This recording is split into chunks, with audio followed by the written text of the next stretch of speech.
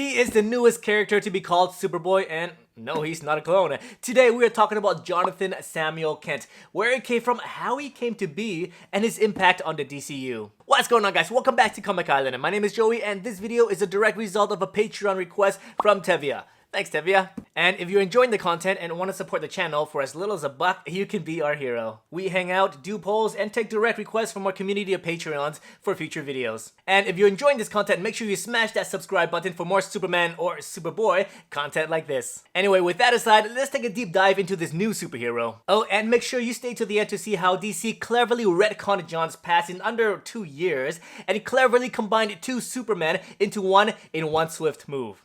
Alright, intro.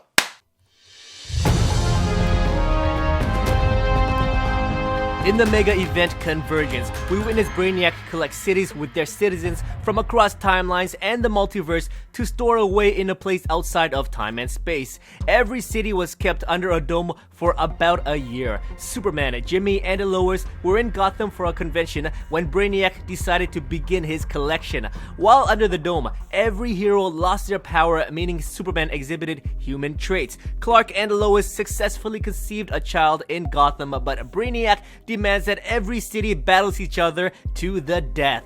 Clark's city is matched with the Flashpoint universe, where Superman goes toe-to-toe with Captain Thunder, Green Lantern, and Cyborg, while the wildcard Kal-El from the Flashpoint universe heads over to Superman's Gotham in seek of Lois Lane, a woman he deeply loved but is dead in his universe. Kal-El finds Lois going through contractions and brings her back to the only doctor he knows, the Flashpoint Batman, aka Dr. Thomas Wayne. Superman arrives shortly after. Now realizing that they are not enemies, Dr. Wayne helps the couple deliver their son into the world. This is how Jonathan Samuel Kent came to be.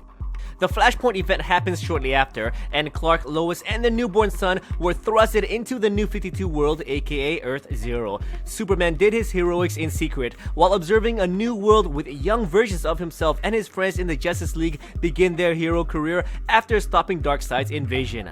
Meanwhile, at home, Jon's situation is far from perfect. Clark and Lois live far from the city without the luxuries we all take for granted. Their roof is leaking along with many other things in their rental, but Clark can't fix everything without raising suspicion from their landlord, especially now that the New 52 Superman has been outed as Clark Kent. They were often late for rent, but the landlord was very impressed by Clark's hard work, and he was a very kind man, so he didn't seem to mind.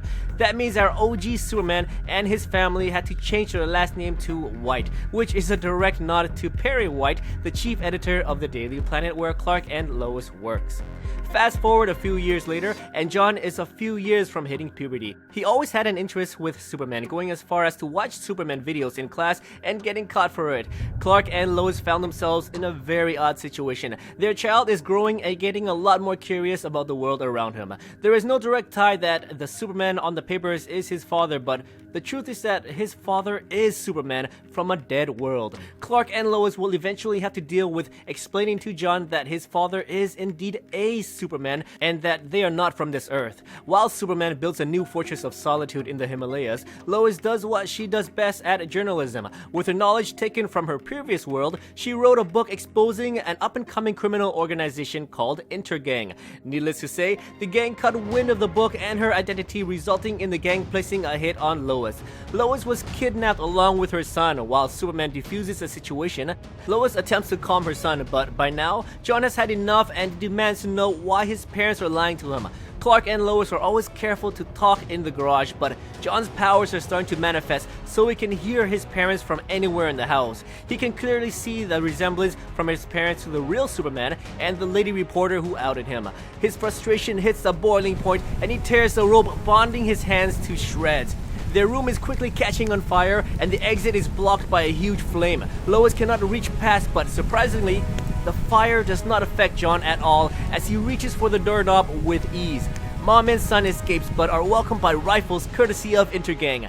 Meanwhile, Superman finishes his fight and swoops in just in time to take his family to safety. Unfortunately, one of his powers has been revealed to his son, Jon. At this time, both parents explains that they are not from this universe and that their universe is dead. Clark discovers that Jon had inherited a few of his own powers, but luckily, the talk ended well. Jon is overjoyed that his father is Superman. In the following few days, Jon attempts at flying, but he falls on his face. He befriends the neighbor's kid, a girl named Kathy, whom he accidentally revealed his laser vision to. We fast forward a few issues after Superman allows Batman to run some tests on Jon's DNA. The results came back as inconclusive. Batman deduces that with Jon's hybrid human and Kryptonian DNA, Jon's powers should surpass Superman's, but somehow he is not.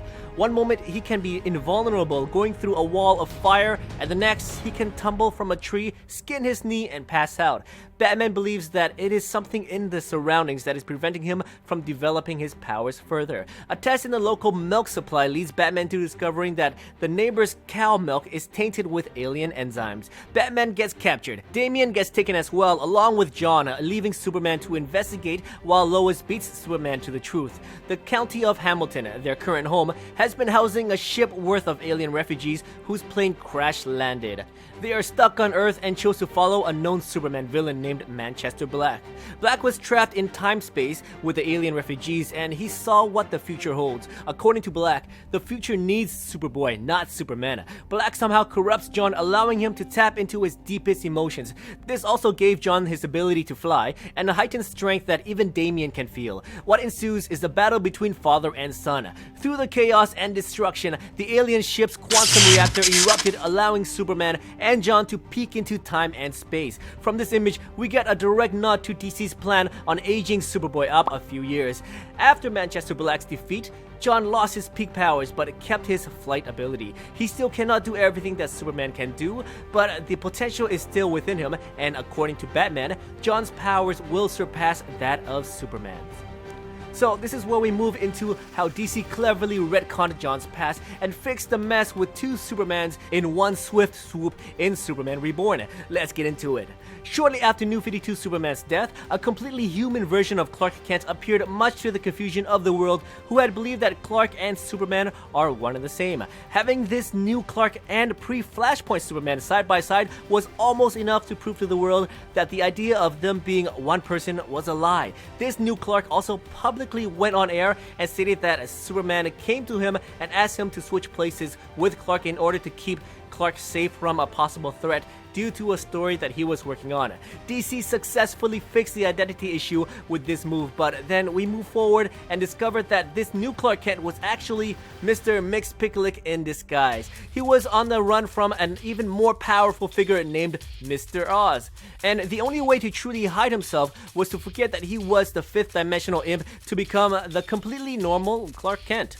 Eventually, the guys ended where the imp took back his identity and took Jon from his family. In a pocket universe, Jon, Clark, and Lois fought to get each other back again, and this is where we discovered that Superman is not whole. Half of him was inside the New 52 Superman. After that Superman died, the Life Force went into Lana Lang and Lois Lane from the New 52.